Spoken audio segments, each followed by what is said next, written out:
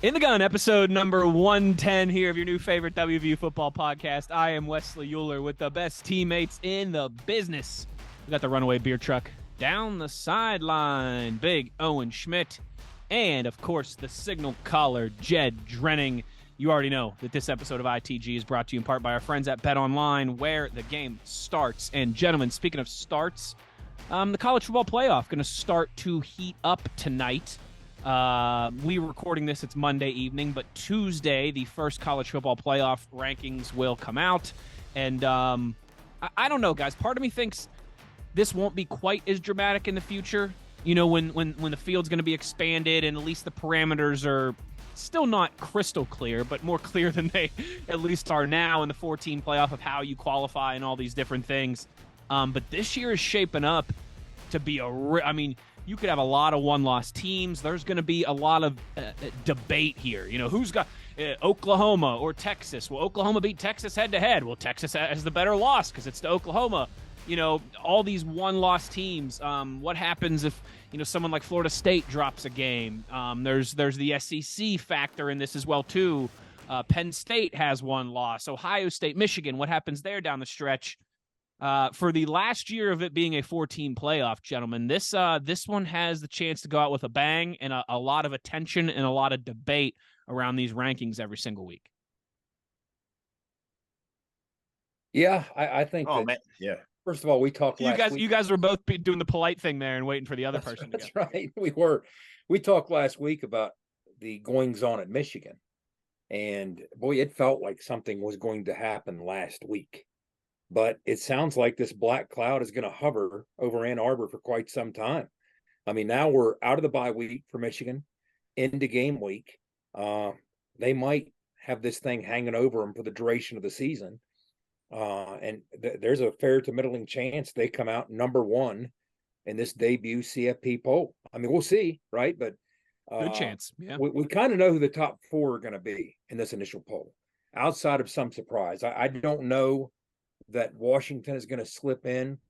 Washington had that performance where they didn't score a touchdown, the 15-7 win when they were heavily favored. So I think that's going to be held against them. But it's one of those deals that really nobody has a long list of big wins. I mean, you could argue that the highest quality win was perhaps Ohio State over Penn State by the nature of the way that it unfolded. But, I think your top four in Georgia, Michigan, Ohio State, and Florida State. But as you touched on, Wes, as this plays out, some of these teams are going to beat each other. But it's interesting to see how the poll starts, who's in the first top four. Yeah, absolutely. I mean, right now I was just kind of looking it up on my phone or whatnot. And it seems, oh, man. Pretty good little playoff here. And then the expansion is going to 12 teams, correct? Next year? Correct. Next year. Yep. So, like Wes, we were kind of chatting about it a little bit just earlier there. It'll be a lot more kind of easy going next year. But this year, it just seems like there's just so much kind of – because, who knows? You've got the four. I mean, Georgia, Michigan, TCU, Ohio State. Is that what you're seeing? No, that was last year, right? Yeah, are you looking at the one from last year's Final Four? I looked at the wrong one. Yeah. No, so as Jed pointed out, right, there's the four undefeated teams: Georgia, Michigan, Ohio State, and Florida State. Yeah. But Ohio State and Michigan have to play each other. So one of those teams is going to lose at least a game. And then again, what if Florida State drops one? What if Georgia runs the table and then loses in the SEC championship game by 3 points? What if Florida State loses to Duke? That's where it gets interesting to me, because I think you'll have one or two undefeated teams. Like, I think either Michigan or Ohio State will finish undefeated. Florida State did they beat Duke? Then you're right. Is it UNC? They've got one. They've got Florida left on their schedule. Yeah. They've actually got a pretty easy schedule. There goes my thumbs up thing going again on the Zoom screen here. They've got Florida State has read it off for me. I know they still the play most dangerous Florida. one left is maybe this Saturday against a team that loves to destroy whatever conference it's in. You can count on Pitt for one thing, and that's to hurt whatever. That's for their head coach to be a big old baby about everything. Oh wait, now, sorry, even when they win the ACC, they have to first lose to a MAC school, and then embarrass the ACC by winning it. They can't just win the ACC. They have to lose to Western Michigan and then win it so they can embarrass their conference. So what would be more Pitt than knocking Florida State out of the playoffs? Now, I can't for the life of me see that happening, but that's who they got this week. They got Pitt, and then they host Miami, and then North Alabama, the playoff game, and then they finish at Florida. They got two rivalry games here with Miami and Florida. Crazy things can happen. And do you really think Washington's going to go unscathed in the Pac-12? You know what I'm saying? Washington's sitting there ready to clean up if somebody else is in front of them. But do you really think they're not going to lose a game the rest of that? That's going to be a challenge. That is going to be a challenge. Yeah, Pac-12's good. I mean, it's a deep conference. You know, it really it's been fun watching them actually this year. It has. Yeah, so it'll be interesting. We'll obviously keep an eye on this, starting going forward as we roll along. Florida State has beaten LSU. They won at Clemson. That doesn't look as impressive against a 4-4 Clemson team now. But LSU is their biggest win. But again, nobody really has this long list of accomplished wins. They just don't. No. Nobody really has that. It's one of those. Now, I mean, Ohio State could, right? Ohio State beats Michigan, then all of a sudden they've got Michigan, Penn State, Notre Dame. Yeah, Michigan, Penn State, Notre Dame. I mean, right now they have Notre Dame and Penn State, and even Notre Dame blowing out USC doesn't look as impressive now. It's still impressive, but anyway, everybody has blemishes. It's one of those things I keep hearing everybody say, guys. Everybody sucks. Everybody sucks. You got a couple really good teams at the top, a couple really bad teams at the bottom, and everybody else just in the middle. Everybody sucks. I mean, most years it feels like there's 5, maybe 6 teams in the conversation for those 4 playoff spots. This year, I feel like you could argue 8 different teams, maybe 9 different teams. So I'm excited to watch it play out down the stretch. I am, particularly if you say it's more even that way now, because usually I feel like there's always those kind of programs that blow everybody out, like you were saying. I don't know. Is it getting like more even? Georgia was kind of a shoe-in, the last couple years, but I don't think it would shock anybody if they're undefeated and they're great. But excuse me, their lofty standards, of course, that they've set for the last 2 years, they're 29-1 with 2 national champions, right? Or 30 something and 1 with 2 national championships. But it doesn't feel like there's that inevitable, force that's like the last 2 years. Georgia kind of felt inevitable. I don't know if they feel that way this year. Well, and in Michigan, not anymore with everything going on with them. And this is the weakest schedule Georgia's had. I mean, shame on them if they don't go unblemished, right? Right. But, right. When you look at the one-loss teams, they're going to be part of the conversation. Here they are. There's not a lot. Oregon at 7-1. These teams are all 7-1. Oregon, Texas, Bama, Penn State, Oklahoma, and then you're down to Ole Miss, which has quietly climbed to 7-1. So, and again, those teams are going to suffer more losses, most of those teams. But the truth of this is Missouri still 7-1? Missouri's still 7-1. They play Georgia this weekend. So's Louisville. But you see what I'm saying? I don't know if the strength of schedule. Yeah, I just damn it, Air Force is getting in, baby. Air Force, dog, come on. I'd go for it. I would go for it. They'd be in line. They'd be in line for it if it was next year, right? You're too early, boys. Sorry about it. This is the portal. This is NIL. The biggest point we can make, this parity, even at the top. I mean, did you think you lived to see a day where Alabama has one of the worst offensive lines in the SEC? No. This is the era of the portal and the era of NIL. Yeah. You can't harvest all the talent anymore. You can get a lot of it, most of it, sure. But they're still good. I feel like when I see Nick's press conferences too, you can like kind of sense his frustration with. Oh, he's a little cantankerous old boy, dude. He is a salty dog, which I understand, but I mean, I get it. I mean, you're used to being that guy, and now it's like who's the worst with that big O is Dabo. I mean, Dabo just he refuses to embrace this new era of college football, and he openly hates the portal, and we're not going to do that, and we're still going to recruit and develop kids. And hey, good luck. Haven't quite been the same that you were a few years ago. Alabama has allowed the most sacks in the entire SEC at 35. And then if you're to keep talking, I'm going to look nationally. That's crazy. That would put them. It's like Alabama's giving up more sacks than Vanderbilt. Yes, that's they are 128th in the country in sacks allowed. You're lying. Quit lying. Alabama is 128th in the Wow. country in sacks allowed. If you Got look me at standing in the SEC, backfield. Jeez. why do you think they made such a hard push for Zach Frazier in the offseason? Well, there Sacks you go. allowed. Here we go. I'll give you the numbers. Sacks allowed. Alabama Vanderbilt has allowed 19. Alabama has allowed 35. Can you imagine if Zach would have went to Alabama? Can you imagine? We'd be in a lot of trouble right now. Yeah. 2, I wouldn't be able to go to the combine in Indianapolis in February and tell everybody how great Zach Frazier is. So Georgia has allowed 6 sacks. It's quite a discrepancy. Anyway, you never thought you'd see that out of an Alabama offensive line. I mean, what's do you think eventually? Here's my thing. I still think you need to still develop some. It's got to be, what is it, 60-40 NIL development? You know, I mean, you're going to have to still, huh? Maybe even 70. I think most people say something like that is the goal. You know what I mean? Yeah, 70-30, whatever. It's crazy. It's crazy. Well, gentlemen, the goal of this past week, as we transition here, was to beat UCF, and mission accomplished. 41-28, the Mountaineers go down to Orlando and get her done on the road. A hell of a performance by Garrett Green. A hell of a opportunistic afternoon for our defense and 4 turnovers. Gentlemen, it's funny, I did that quick little 15-minute or so instant reaction episode on Saturday because I'd had a couple cold ones and I was fired up and I couldn't wait. I can't wait a few days to talk about the win. I got to do it now. I liked it. That was great. You. I appreciate that. Thank you. Yeah, we'll have to do that more often. Real fast.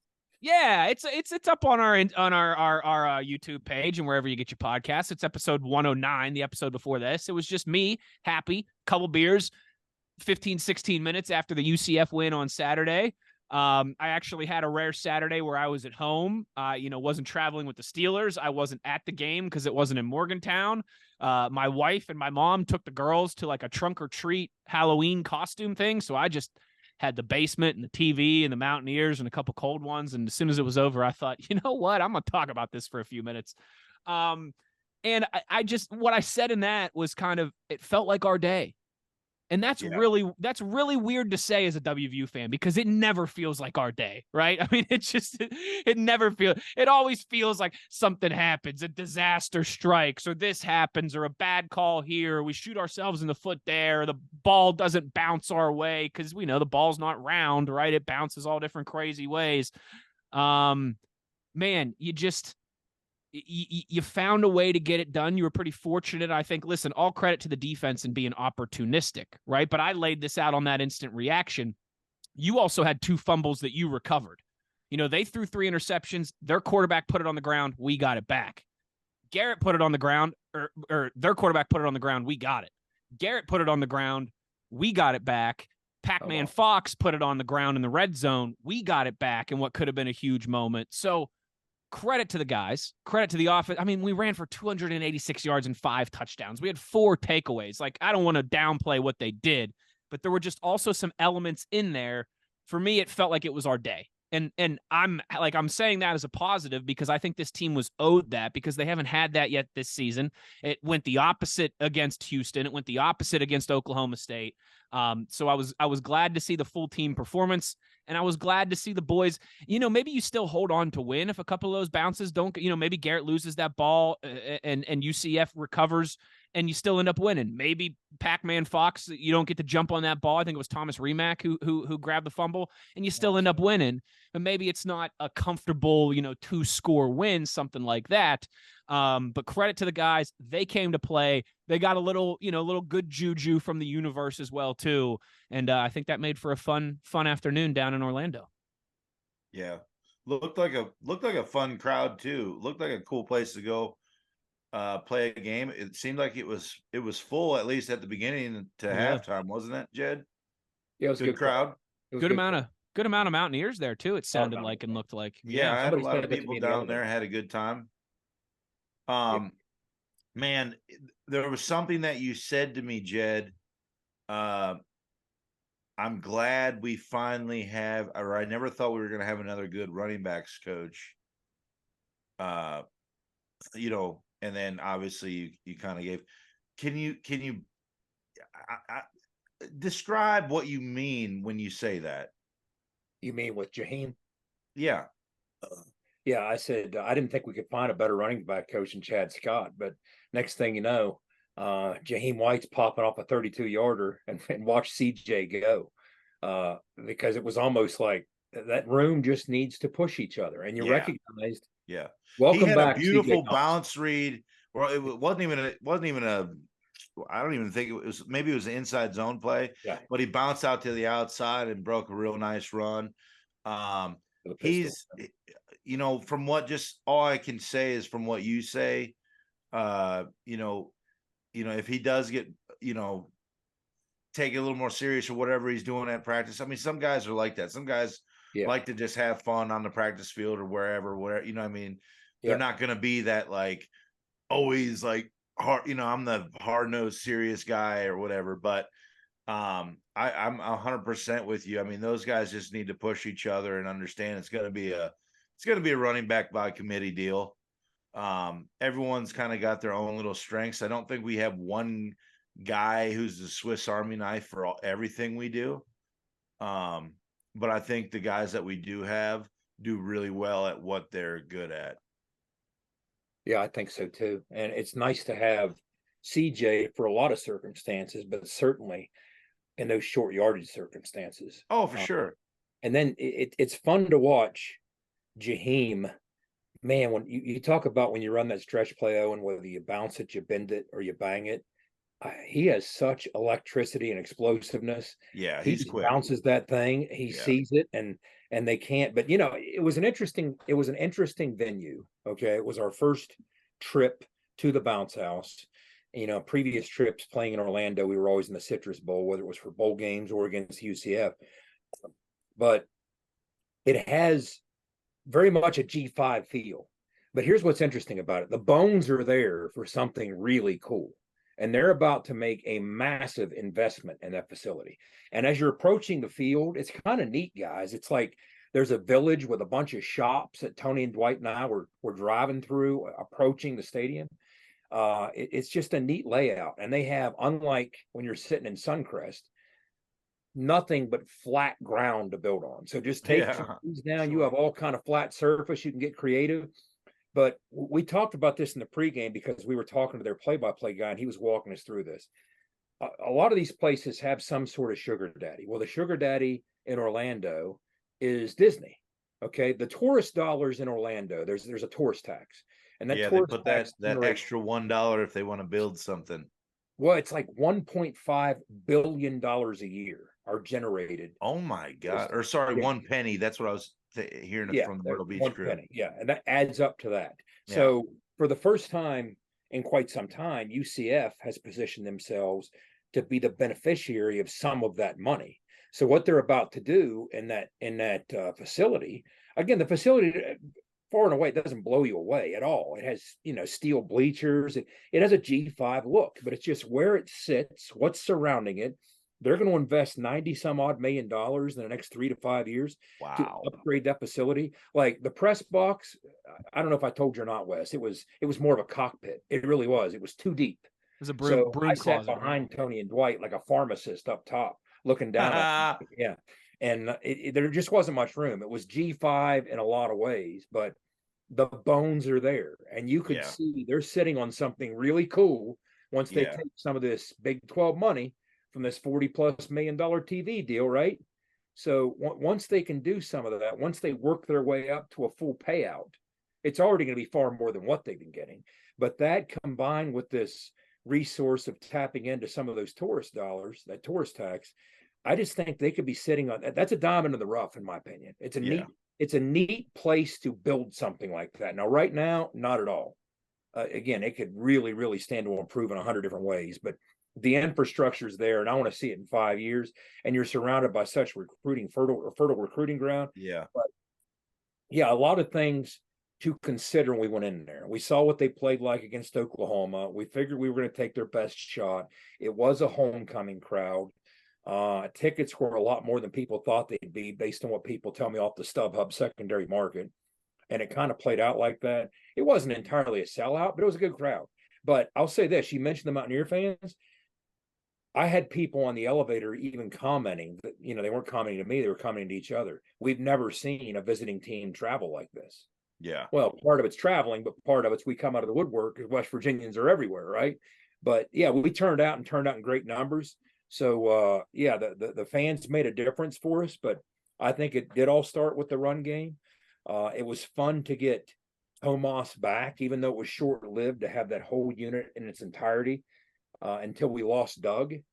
I mean, those five guys just haven't played together much this year. That's the nature of the beast when you play with that physical style of football. So, Nick Malone had to pop back in and do some things for us, but we did. Tomas started off. I don't know if you guys could see this or were paying attention to this level of detail, but he wasn't playing every snap in the first half. And what was happening is where they were being very measured with his snaps. He was rotating in and out because he was coming back from that injury, right?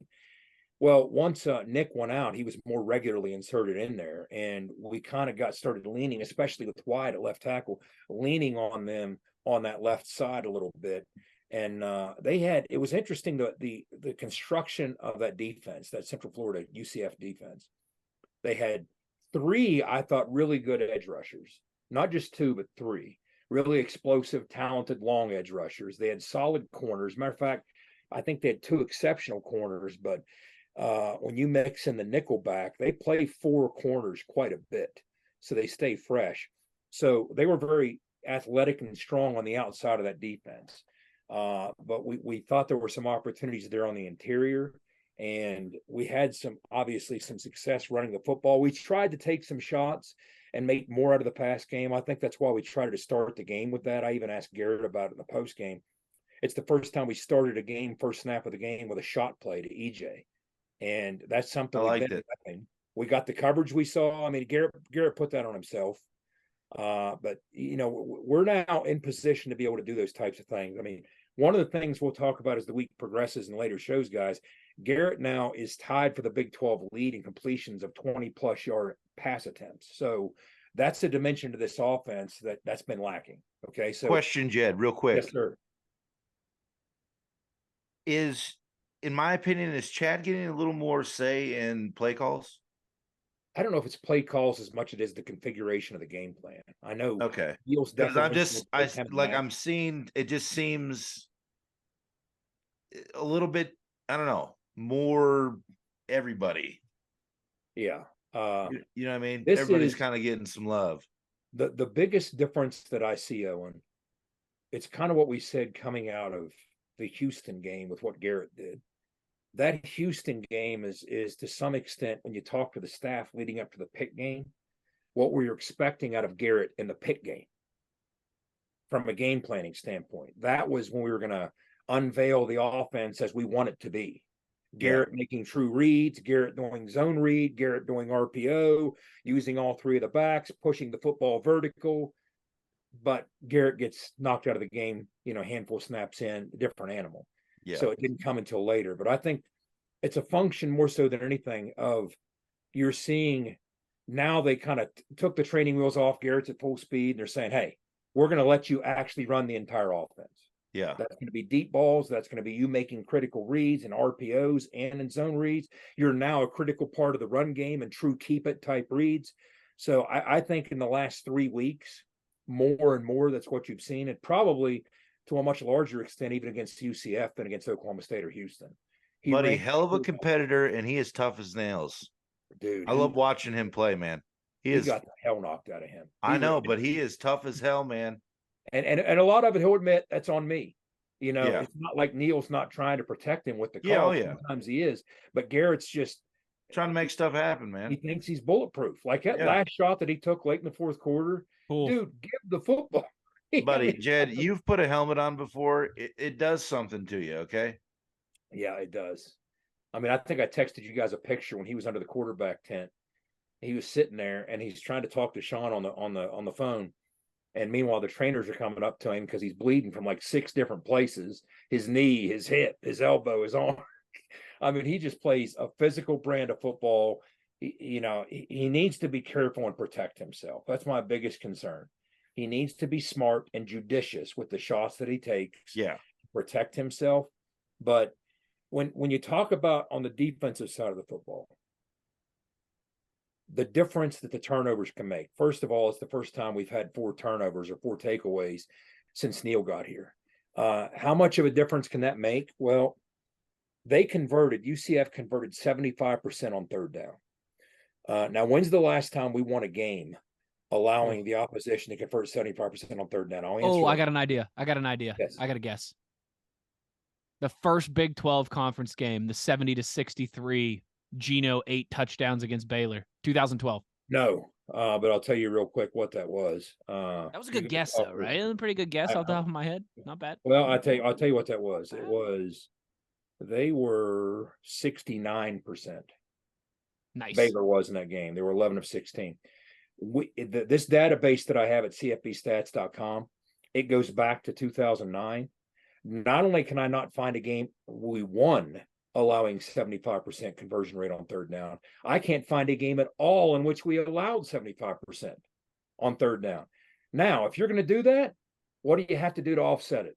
Force turnovers. Yeah. That's what you got to do. And a compelling case can be made that all 4 of those turnovers were the direct results of our defensive efforts, not UCF giving us the football. I mean, there's a narrative behind each one of those 4. The first interception was like, that was a hustle play, though. Yeah. Benny had to stay with it. Yeah. It was Beanie had to stay with it. But I mean, also, did you guys hear the announcer on that one? Yes. I think he said funky, but it sounded like he said the other F word. What a interception. So here's the impact that had. To me, the most critical stat coming out of that game and what most directly led to that score was average starting field position. This is a pretty strong indicator oftentimes in terms of your chance of winning a football game. If you start at a better spot on average than the opposition, that serves you very well. And usually it can be a difference of a handful of yards or 5 or 6 yards. Guys, in that game, our average starting field position was West Virginia's average was our own 41-yard line. Wow. UCF's average was their own 23-yard line. Okay, now that's huge. That's massive. That's huge, man. How did that happen? I mean, they had almost 500 yards. They had 75% on third down. Isn't that impacting field position after you give the football up and do this and do that? Well, here's how that happened. We had 11 possessions in the game. 4 of those possessions were acquired by turnover. On those 4 possessions acquired by turnover, guess what our starting field position was? About the 40-yard line. Our own 46. Yep. That is how you win starting field position. Beanie averaged Beanie's 2 interceptions. He had 51 return yards on those 2, so 25 and a half yards each intercept. I mean, he's stealing 2.5 first downs for the offense going the other way each time. That's massive. I heard you say that, Wes, on the instant reaction. First 2 things. You entertained me on the way home from the airport, you and Pat Narduzzi's post-game press conference, because I listened to both on the way home. For 2 completely different reasons. Yes. But I'm glad you said that. I put something on Twitter as I was watching game tape yesterday. I noticed something. When Beanie picked that football off, the deflected F-bomb interception down by the end zone. Okay? The funky interception. I couldn't help but notice how quickly the defense assembled to build the convoy, Owen, up the sidelines for him. Oh, man. Teams that are good at that, man. You had Jared Bartlett, Anthony Wilson, Lee Koba. I mean, it was like a punt return unit. It was incredible. I mean, how quickly that shows you how well drilled and how well coached, that circumstance. They've gone through it in practice so many times. That's reactions. Boom. That's exactly right. I mean, it was a thing of beauty. Go on to my Twitter feed and you'll see I circled the 3 guys setting up that wall. And that's an extra, like you talked about, Wes, 15, 20 yards right there. That's the hidden yardage that helps you win football games. When you're starting at your own 41-yard line on average, you don't do that in a football game without defenders rallying to set up a convoy on returns like that. So all these little things add together. But guys, I was just impressed. Even with, let's talk about the strip sack fumble. Jalen Thornton recovered it, yes. But what was more impressive when you break down the video, Jalen Thornton engaging that guard in that center to allow Lee to be a free runner to hit the quarterback the way that he did. So Jalen Thornton, first of all, he was a troublemaker up front, occupied both those big daddies. And then here comes Lee, boom. And now Jalen becomes the beneficiary of the fumble. So again, when you start getting those turnovers in bunches like that, and sometimes that's what it's contagious, right? Sometimes that's how these things play out and unfold. Let's just keep playing that card. But it just makes such an instrumental difference in so many different ways. Like I remember thinking, even at some point in the third quarter, we really haven't stopped them outside of these critical plays we're making on these turnovers. I said, well, that's fine so long as you continue to do that. And we still did a couple more times. And that turned out to be the difference in the game. But also from a special team standpoint, we're just, with Michael Hayes, we're just taking this kid for granted. I mean, we really are. I mean, it's so easy to not stop and consider. I mean, we were spoiled with Casey Lake, right? And now here comes Michael Hayes stepping right in to assume the duties that Casey Lake held down last year. Michael Hayes is 9 for 10 on field goals, and he hasn't missed under 50. Yep. The only miss that he had, you probably remember it. It was 50 plus at TCU, in which he made it, and then there was a penalty and made him do it again, and then he missed it. So he has been absolutely reliable. Ollie Straw is dropping dimes. Here's a fascinating and fun one we'll talk about as the week goes on. Ollie Straw is one of 2 Power 5 punters. You talk about accuracy and dropping dimes and being a sniper. He's one of 2 punters in all of Power 5. The other kid, one being the kid from Ohio State, to pin 5 punts inside the 10 this year and have no touchbacks. None. Yep. So it's amazing that he's doing. He's not just throwing enough mud to the wall and hope some sticks with these ones inside the 20, inside the 10. No, he's accurate. So all these things come together, and it truly was a 3-phase win. I mean, guys, it really was. And you talked about it, Wes. Even making the most of our bad situations. If Tomas doesn't hustle and get on that football, that's an ugly situation. We mentioned this last week. It's not as though we came out 41-28. And now, wow, we're the most disciplined team in America. No, I'm telling you, if we'd have found a way to lose that game, there's half a dozen things we'd be talking about how boneheaded we are. Holding on the Jaheim White touchdown. But because we won, now we're resilient and we're good enough to overcome those boneheaded things. You see what I mean? So just make sure that you're the most disciplined and least boneheaded team on the field. And that's what we were. That's what we were. Yep. We made mistakes. We made timely mistakes, but not as many mistakes, or certainly not as many timely mistakes as UCF made. So it's hard to win. It's even harder to win on the road, irrespective of who you're playing. That was a team, guys, that led the Big 12 in total offense going into the game, led the Big 12 in explosive plays going into the game. They have athletes across the board. They just haven't found a way to get it done for the balance of 60 minutes in one of these league games. They've been troublemakers. Against K-State, they scared them. Against Oklahoma, they scared them. They've been troublemakers at certain times. Obviously, against us, this was a ball game until we separated in the fourth quarter, but just not for the balance of 60 minutes. So great team road win to go down there and take care of business as 7-point underdogs the way we did. Gotta love it. Got that dog back in us. Before we go to break and get to our buddy Big Daddy here, listen, I know, Jed, you're old school, even though, you were a little bit of an air raid guy there at Glenville State. I know you're old school. Owen, of run and shoot. That's right. Pardon me. Same church, different pew a little bit, okay? And Big O, of course, obviously fullback, the last of a dying breed, one of the last iconic fullbacks, if I do say so myself. This will tickle and warm all of our run the dang ball hearts, okay? 286 yards on the ground on 50 attempts. That's an average of 5.7 yards per carry, and we possess the ball for over 36 minutes. You do that, and you're +3 in the turnover margin, you're not going to lose very many football games. In fact, you're going to win most. You're going to win most of them by double digits, like you did on Saturday.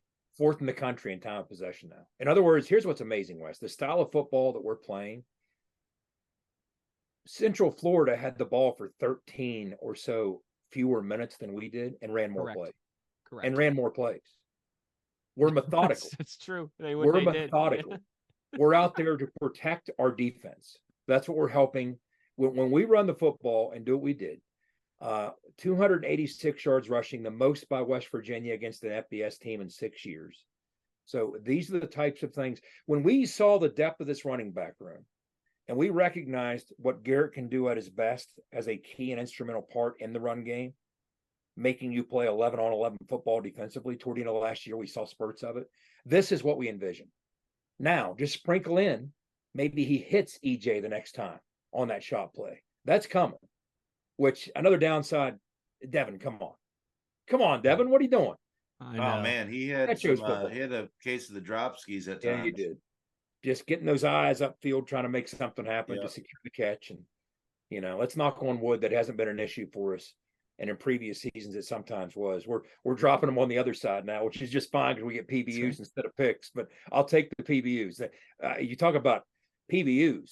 One of the things we were discussing on the trip home was even going into the game, Beanie was already among the national leaders in all those critical categories. He now leads the nation in PBUs and passes defended. It's just amazing what he's doing. When you look at how far we've already exceeded last year's totals in picks, pass breakups, passes defended, we're playing the football in flight. And as a result, this is something we'll get into when we preview BYU, but as a result, a lot more incompletions, which set the table for more manageable situations defensively on third down. Absolutely. That's well said. All right, let's get to a break here. Our buddy Big Daddy's been waiting in the lobby. He's been waiting outside of the studio, peeking in the window to see when we go to break here, so he can slide on in. We'll get to Big Daddy on the other side and continue to recap this big win down in Orlando over the Knights. You are in the gun. Nobody supports the Blue and Gold Mountaineers like Toothman Ford. With over 20 NIL deals and counting, Toothman Ford continues to rally behind our student athletes. And it's time we rally and support the dealer that supports the Mountaineers. Not only does Toothman Ford offer the best prices in the state on pre-owned, their never over MSRP campaign on new Fords guaranteed to save you thousands. Drive with pride all season long, knowing you're supporting the dealer that fuels our Mountaineers. Toothman Ford, where cars cost less, in Grafton and at toothmanford.com. For more West Virginia Mountaineer football content, be sure to follow us on Twitter @InTheGunPodcast. For nearly 20 years, Fortis has been the nation's leader in providing guaranteed roof performance programs for commercial buildings. Fortis offers roof performance solutions that feature extensive initial and ongoing reconditioning for commercial buildings as an alternative to traditional replacement, with long-term performance guarantees that are backed by global leader Lloyd's of London. Fortis offers a comprehensive range of roof performance management programs that provide financial security, extend the life of our customers' roofs, and make a significant impact on ROI. Fortis is currently improving performance and increasing ROI for customers at more than 4,800 locations, with more than 140 million square feet protected, including many Fortune 500 companies that have turned to Fortis to save money, gain financial certainty, and extend the life of their existing roofs. Fortis has helped customers save more than $520 million in capital roof replacement costs for an average ROI of over 250%. To learn more, visit fortis.us.com. Fortis, roof performance and financial certainty guaranteed. Let's go, Mountaineer fans. You're tuned in to In the Gun with Wes, the Runaway Beer Truck, and the Signal Caller. Back in the gun here. You know what time it is. It is our day one, our good friend of the show, Mr. Sean Big Daddy Mariner, here to join us and cap off this UCF recap. A much-needed win for the guys, Sean. And I tell you what, I always enjoy I enjoy doing this with you every week, but particularly when it's coming off of a road game. Yes. Because at home you're up pulling the strings and this and that, and with the videos and the music and all the you and Chris O and all the different responsibilities that you have. But on the road, I see you on television 36 times. In fact, I find myself losing my train of thought while I'm watching a play because I go, "Oh, there's Sean. Oh, there's Sean." CJ celebrating on the sideline. "Oh, there's Sean." Neil, they're showing Neil. "Oh, there's Sean walking behind on the sideline." So how was it down there in Orlando? Nice weather for late October, I would imagine. Hot. Now listen, when the clouds were out, when it got a little cloudy, it was perfect. There was a light breeze. It was wonderful. That sun came out and your fat buddy was baking. Thank God for one of the cheerleaders who let me borrow her wipe-on sunscreen for my forehead and my cheeks. Like I was begging everybody. I did not pack it because I'm a moron. I had some, Big Daddy. You should have said something. Oh, I was toast, dude. I was so I gave worried. Matt Horn some, yeah. Yeah. What was the temperature? What was the temperature at kick? Was it pushing 80s? 87, 86 was like the high that day. So Well, Holy like cow. he said, guys, when the clouds were out, it didn't feel it was it was perfect. hotter in Houston. Yeah. Clouds were Well, out in Orlando. I mean, that That was was also the like game in Houston. 3-4 weeks ago too, though, right? Yeah. Yeah, and that was night.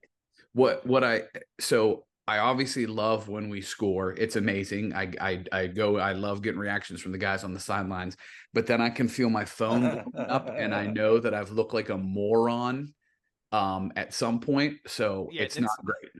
That's why I never text you. Morgan is always like, "Did you text Sean and tell him you saw him on TV?" I'm like, "Babe, 700 people just saw Sean on TV that are texting him right And it's now." just, right? and here's the thing. It'd be one thing if it's like I'm filming Garrett and then we both turn to the up camera. And we're like, yeah, this is great. No, it's always like a side profile. You can see my man jugs, my belly's hanging out. I just look like an idiot because holding the camera all serious. I look over my glasses like I'm a 73-year-old divorcee trying to figure out how to work this camera for my kids. Like it's brutal.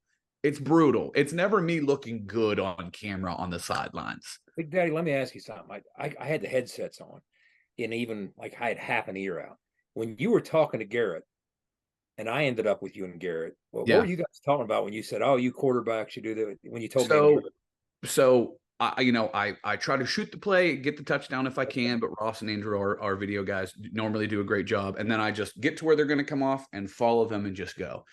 And follow, joy, everything. And at some point, I've filmed for 2 minutes straight. Like, I've got all we're going to do, but I'll just roll just in case. Yeah. And Garrett is going up and just random people on the sideline, he's like hugging and saying hi to and like getting congratulations from. And I stopped recording. I was like, you know what's great?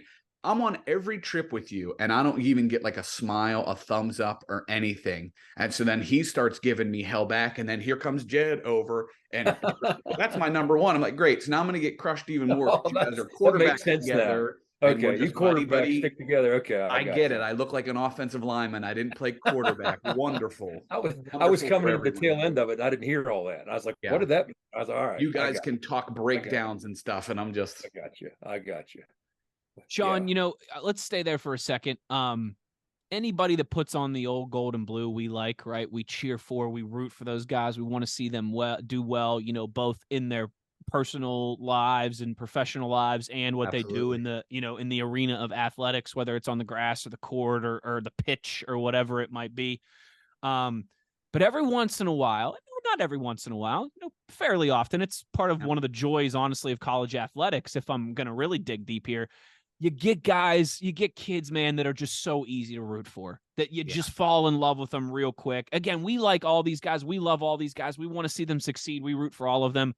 But man, number 6 is just one of those guys that is just so easy to be a fan of, so easy to root for. I feel like we talk about it so much on here too. After the Houston thing, him and Zach go to the hospital, then, and that's not just for show. That's who they are. Thursday night, track or treat here in Morgantown. I take the little guy. He's excited to show up. You said what? Track or treat? Track or treat at the not WVU trunk or treat. Here. Track or treat. They had all the WVU student organizations at the track, and then the athletes come to the women's basketball. They sponsored the event, so they were signing autographs. You could play basketball, all that stuff. Big guys running around. He met a bunch of friends from daycare and everything. It's slammed. It's a huge event. There are so many people there. We go up, he goes and sees the basketball players. And as we're standing there, there's a few of the football players there. Grayson Malashevitz there, Sonny Redwood's there, Tor Simmons, a couple of the other guys. And there's Gigi just standing there in an average Joe's dodgeball outfit, handing out candy, signing autographs, and taking a picture with thousands of kids. Like, it's Thursday before we leave the next day to go to Orlando. He doesn't need to be there. He should be at home resting, kicking his feet up, and he's out there handing out candy. Nobody that walked by, he didn't stop, grab, talk to, high five. And I mean, all the guys were doing that. All the guys. But I mean, that's your QB1. Just out there doing it and not complaining, like loving it. In the post-game press conference, I don't know if you saw this, but he walks in holding a football. And so he's asked, who's the football for? Is that the game ball? What's going on with that? It made me think of the sign your grandma made for you. That you had hanging in last year's episode and it fell down. Yep. Big Daddy, tell him what he said about his grandma. So somebody asked him about the ball and everything, and he said, well, my grandma didn't let my dad play football and hasn't been able to come see any of my games. And so since I'm home in Florida, I'm keeping this ball and I'm giving it to grandma. And you can tell the whole room's just like, oh my God. She's a teacher in Miami. Uh-huh. Has a day off forever. And years. For Friday off. Yeah. Mm-hmm. Asked for Friday off to drive up, watches her grandson score 3 touchdowns, and grandma gets the game ball. I was like, that's just awesome. Yeah. That is a Disney story right there, gentlemen. Yeah. Right? No, it was awesome. It was cool hearing him that in the press conference, man. And he had some extra sauce going in that game, knowing his granny was going to be there. Mm-hmm. No, absolutely did. That's awesome. Well, you know what we should have done is we should have got Granny to Toothman Ford before she made the drive, because we all know cars cost less in Grafton. Maybe that's the next move for JR and company. Let's get Grandma Green in a vehicle from Toothman Ford. But one more thing I wanted to ask you, Sean. The crowd. Jed spoke about this a little, and I know it's tough for both of you guys. Like, you guys are there working. You got a job to do. I relate to that, right? It's different than just being there and, wow, look at all the old gold and blue in the stands. But from the pictures I saw, from the video that I saw, it looked like there were a lot of, one whole corner of the stadium. A couple sections looked like it was all people in gold and blue. And that makes sense, right? Because we got a large contingent of fans in Florida and down south, and people who retire and move to better weather, and those people don't ever have the Mountaineers come. That's what it looked like to me. Yes. A large group of West Virginians who live in an area, Florida, where they don't ever get to see their team play, and haven't for since Miami was in the Big East, or I should say the USF days, to be fair, in Tampa. Yeah. But it looked like there was a response there of, hey man, this is the first time we've been able to drive and see our Mountaineers play a couple hours away in a decade. No question. So one of the things I always do try to do, since I run stuff at home games, music and video, all that, when I go to a place like this, I try to pay attention to stuff they do on the video board, music they play, how do the fans react to that? So I do take a couple moments and soak it in. And it was their homecoming, so the Ducks were out. They did a lot of Duck interaction with the fans, and there was a pretty good crowd there. And if you were just to look, I don't know what's with the Ducks, for the record. Okay, I kept saying, I saw the deflated Duck graphic. It's a thing they do for homecoming. Like, that's Oregon? A specific homecoming thing for them. I don't know the story behind it. I just know that. But so, I would look, and the place is packed, and some of their fans are wearing gold too, so it was hard for me to parse out. But I would turn around and look, and I got a couple messages of like me walking and lumbering on the field from people I haven't seen in years that are down in Florida. And then as the game started to go, you could see the UCF fans whittling away, and there were still a ton of fans still there, and they were all wearing old gold and blue, and it was packed. It was crazy. That's one of the best road showings I've seen in quite a while. Big Daddy, did you see Shaq? See, I didn't. There was a point in the first quarter where he was on camera. Yeah, Big Diesel was there, huh? Shaq Diesel, he DJ'd pregame, Owen. He did DJ pregame, and I was thinking, should I go track him down and get a picture? I'm like, the Diesel, like him, but I'm busy, so I would have been jealous. But did you see him? I didn't get close to him. So Ross, our video guy, went to his. They had a big DJ setup. They had a guy earlier doing stuff, and then Shaq got there like 10:30, I think, and DJ'd a little bit. But then they had him in the UCF corner end zone, and I had been there earlier just doing a lap around, so I knew where he was and I could see him, but I didn't get close enough because they did a couple of promotions with him and everything. But yeah, DJ Shaq Diesel in the house. Hi, it's the Diesel, Shaquille O'Neal, here to tell you that the Mountaineers just ran for 286. I don't know why I morphed Shaq and Stone Cold there. You went hard Stone Cold. Sorry. Yeah. It's Shaquille O'Neal. You don't let West Virginia run for 286 yards on you, you big dummy. That's how you lose a game. I apologize. I'm not familiar with your game. Might need to work on that, Wes. I know. I'll workshop it. I know it's a tough scene. It's a tough scene. It's not my best impression. I'm sorry. Can we? You know what, Skylar? Can we strike that one from the record? I'm just kidding. I'll wear it. Unless you're a turbo away from Barkley right there. Yeah, that was close. Come on. Yeah. Easy busted the terrible. Come on, Gus Malzahn. That was terrible. How are you gonna let him run for 5 touchdowns? The UCF Duck tradition. Okay, gentlemen. Homecoming week. as it started in 1997 to get the students fired up to have some things to celebrate during homecoming week. One of the festivities was they would put a couple yellow rubber duckies. They've got that big pond. Pond's not the right word. Big fountain on campus. Yeah. That's the word I'm looking for.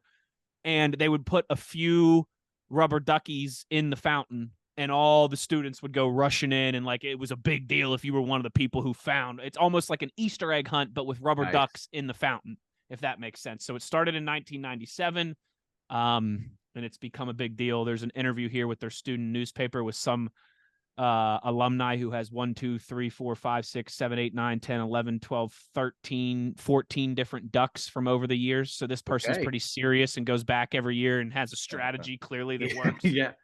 But they're all dressed up differently. These little yellow rubber ducks that they dress up differently and throw in the fountain, I guess, every single year, and it becomes a mad rush to run down there. You know what surprised me, Big Daddy?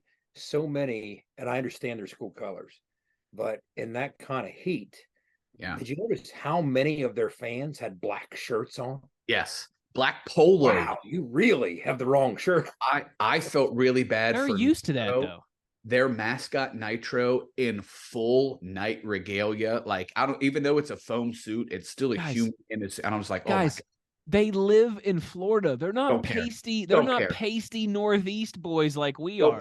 Nobody gets 86 degrees is nothing. Nobody gets used to your legs sticking together with sweat. I'm sure 86 degrees is nothing in there. I could have shaken my. That's like arm. us when it's 40 degrees outside here. You go outside in shorts. It ain't nothing. But if you bring somebody from Florida up here, they'll be like, "Oh my God, how are you doing that?" Bring me a pot of your boiling pasta water. I could have shaken my arm and salted it for you. All the sun just sucked the salt out of my body post game.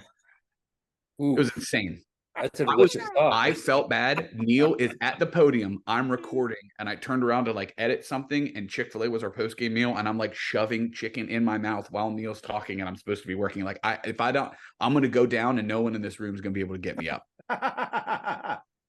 Well, what's funny is after the game was over, I'm asking the two mics, how do I get them to the press room for the post game press conference? And of course, I'm coming from the locker room, right? So they kept pointing, go that way, go that way, go that way. And I kept going. I'm like, there's only two doors here, and one of them goes nowhere, and the other one goes into the coach's locker room. So I had to go through the coaches changing post game. Yep. And then finally, I found a door in the back, which I could barely get to. And boom, right into the room. I was like, right there. Okay. That wasn't the main entrance, but we were there. All these places that we've never been before. That's the kind of little things we got to learn, right? That's why I get there. We left the hotel at 6:30 in the morning, and your fat buddy was just roaming around the stadium at 7 a.m. trying to find the lay of the land so that I didn't get lost and smoked out post game. Wes, you said it earlier. It's funny when we do these now. This has ruined me. Because there are people on staff with the team that I did not know listened, and who will be like we get back to the airport and they're like, "Hey, can't wait to hear you guys Monday." I'm like, "Oh no, you got this. You listened. I'm sorry." But then also, like, as things happen, I clock them in my head now. I'm like, well, there's a story for everybody to go to. Jed, I don't know if you noticed, I said something to Coach Mike Joseph afterwards.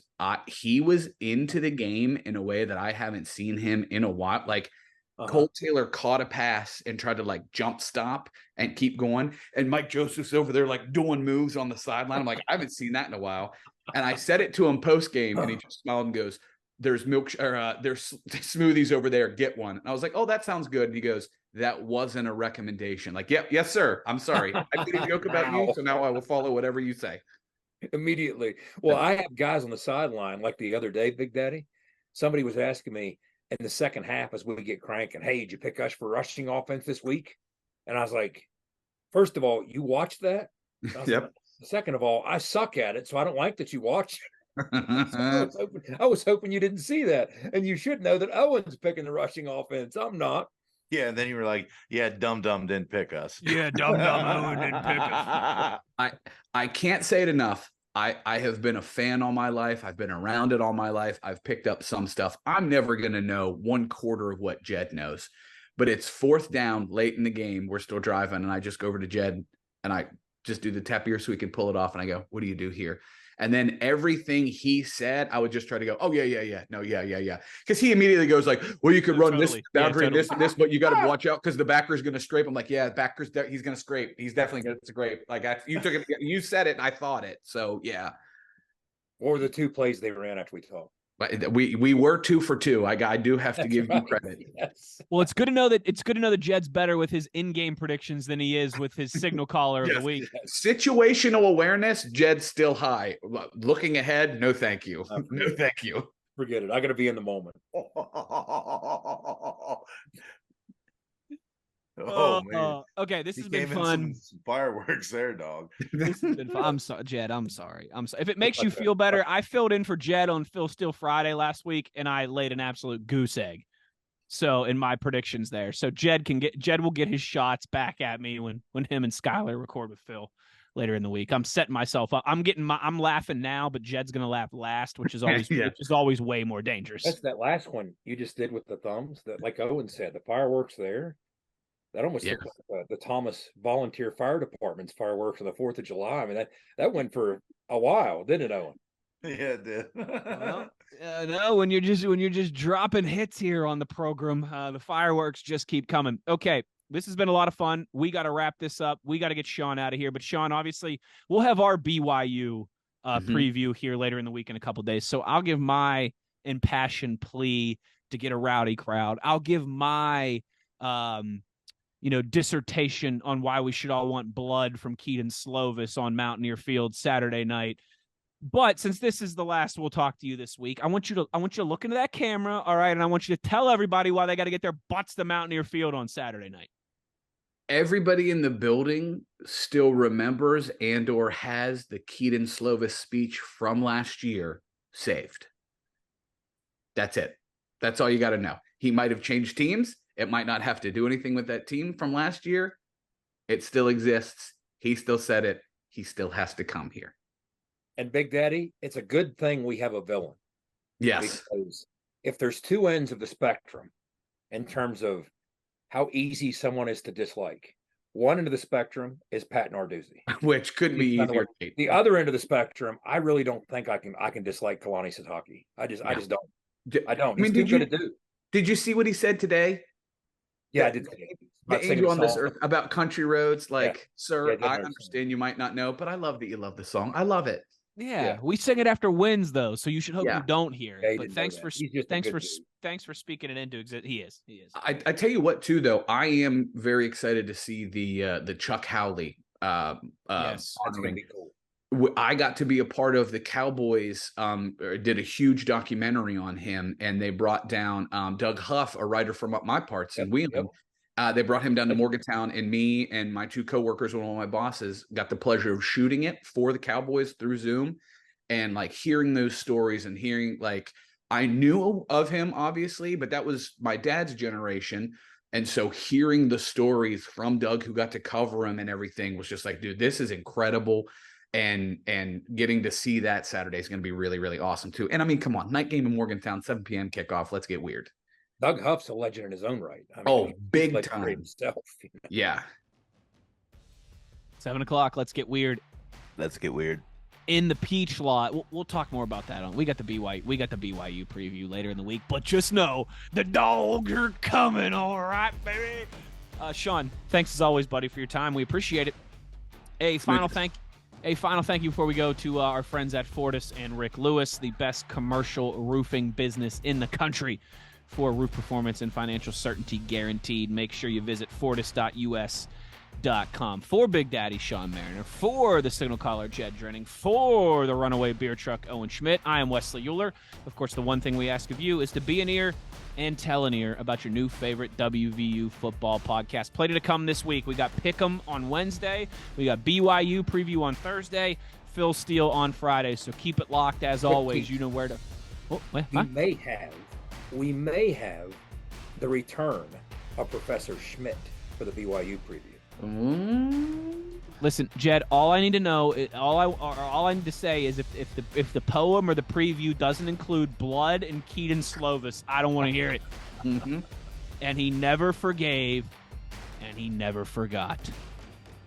We'll talk to you guys later this week. You've been in the gun.